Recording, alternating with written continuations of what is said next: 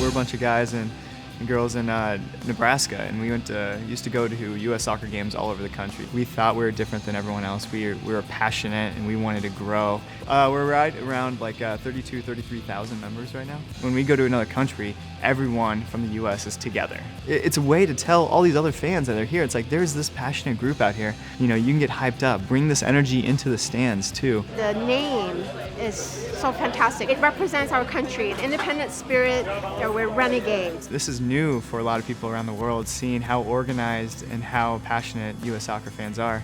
The amount of people we got in Mexico City and the camaraderie we had down there when we played U.S. Mexico and as Azteca for the most amazing 0-0 game I've ever been to.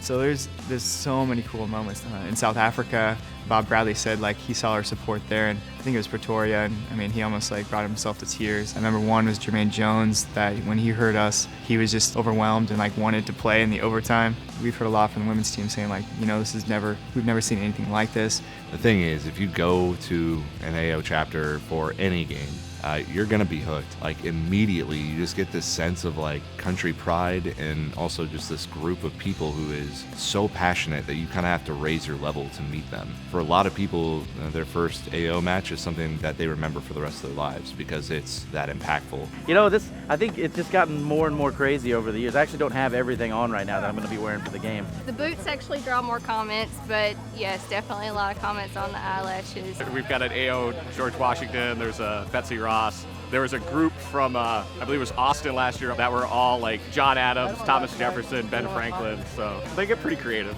For the most emotional moment, with our planes going to Brazil, we had to like have 14 people be left behind because somehow our charter plane brought a plane that had 14 less seats than what they promised us.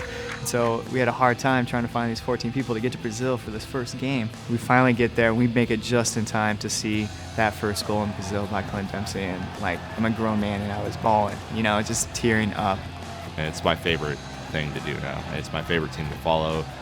It's just a special feeling. We are. We are. We are. We are. We are. We are. We are. We are. We are the American Outlaws!